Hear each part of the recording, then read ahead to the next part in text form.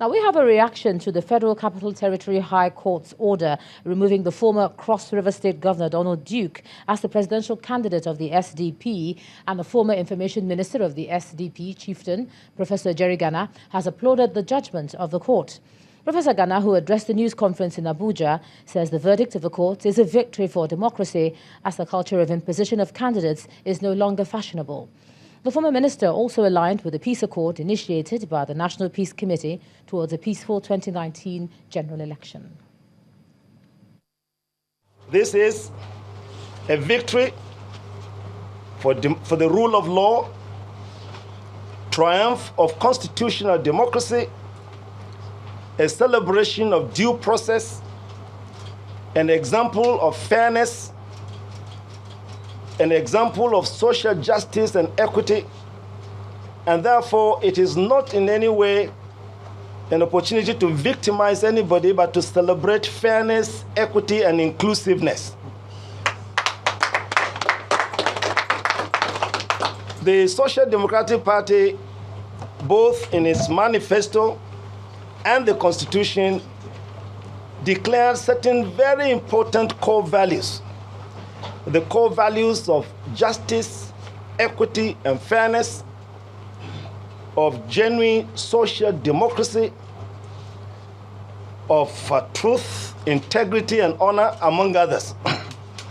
Therefore, our going to court was really to ensure that this time around, our democracy is going to be rules-based. Whatever we agree to do in accordance with the Constitution must be done. We must obey the law. We must obey the Constitution. Otherwise, there will be a situation whereby it will be the rule of a few people and not the rule of law. And staying with political issues, Nigeria's major opposition party, the People's Democratic Party, has rejected alleged plans by the Independent National Electoral Commission to create additional special polling centers for internally displaced persons ahead of the 2019 elections. The PDP spokesperson, Mr. Kola Ologbodion, made this clear at a press conference in Abuja, where he spoke on the party's concerns going into the general elections next year. According to him, rather than create new polling centers, INEC should allow registered voters who are internally displaced to transfer their data to already existing centers close to them.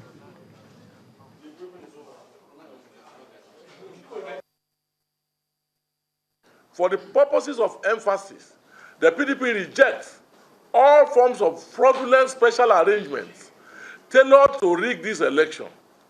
Our party insists that election must hold in statutorily designated polling centers across our country.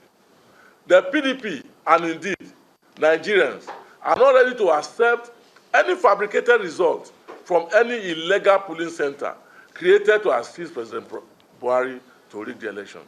This is essentially because all IDP camps in our country fall within the catchment area of an already delineated polling unit.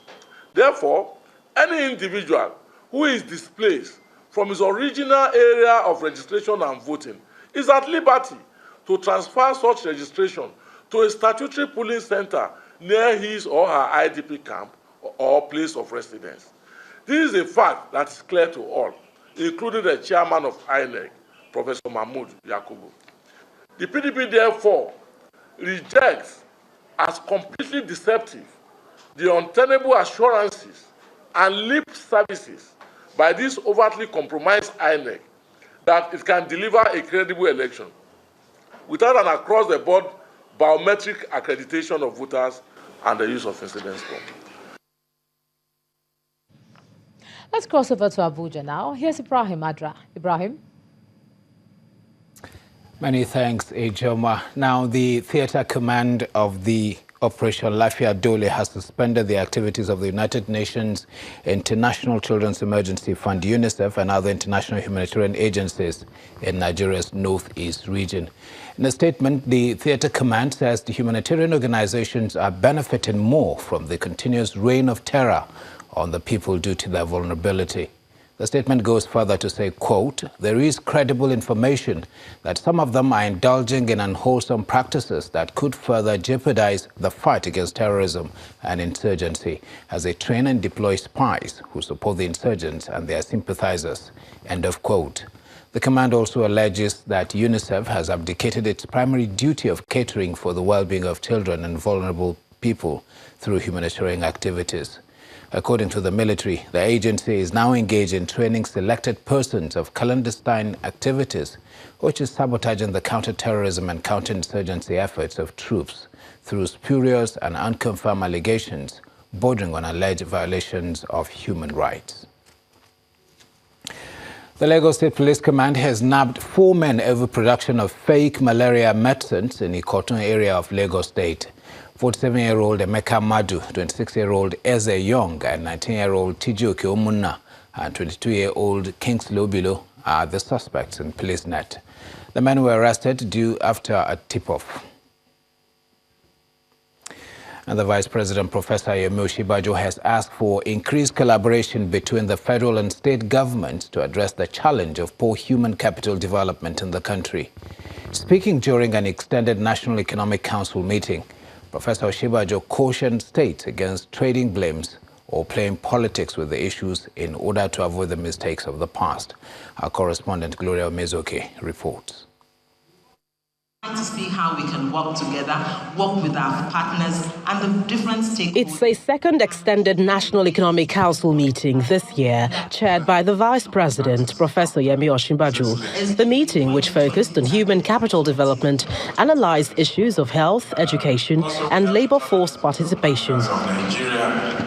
The core working group, mandated to engage state governments on human capital development investment, reveals that Nigeria remains poor in this regard and ranks below other sub-Saharan African countries.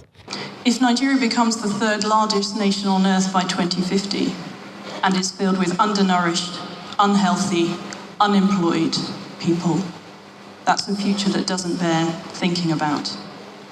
So our challenge here today is to think about how we can build up the health and education systems state by state in this country and how we can drive up the revenues needed to support them. According to the chairman of the Nigerian Governors Forum, state governors are committed to this cause, but for one grey area. All these items are to do when funding is available, either to federal, state, local government, and as well as other development partners. So we have to do something in the area of revenue generation. It's very, very, very key. The Vice President then asked state governments to disallow distractions and get the job done. The only way to succeed is by recognizing that this is a joint and several responsibility. This is not and should never be a platform for blame games or buck passing. In the past, this has not worked and will not work now. There's much learning to be shared and exchanged to ensure that we're not repeating the mistakes that have already been made. The Vice President then presented Nigeria's vision to accelerate human capital development by 2030. Maintaining focus on human capital is quintessential to economic prosperity. But this is not only key, but one that requires targeted investments. It will be interesting to see how federal and state governments would collaborate to address the singular challenge in the nearest future. From the Presidential Villa, Gloria Omezoke, Channels Television News. Leaders of host communities of Nigeria producing oil and gas, HOSCON, have appealed to President Muhammadu Buhari to push for payment of 13% derivation directly to host communities instead of state governors.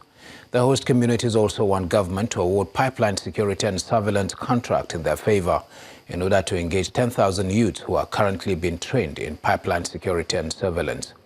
HOSCON Chairman Dr. Mike Emu made the demands during a visit to President Muhammadu Buhari at the State House in Abuja. The president commended the community leaders for their roles in ensuring peace in their domains and urged them to sustain it. We are pleased that the Ministry of Petroleum has done a lot of work in discussing with the producing companies and your communities to stabilize the security in the area. But what I will personally appeal to you as leaders is to appeal to the youth who are involved in pipeline vandalism and other things, and that technically your ordinary people are harmed more than the elite. At least I would like to specify myself that the constitutional role is being diligently observed by the state government, that you do get the 13% and that the 13% goes to the constituencies. I will make sure about that. That's one of the best things that you brought, that has awakened me to make sure that is being done. Because since it is in the Constitution, I think it has to be looked at.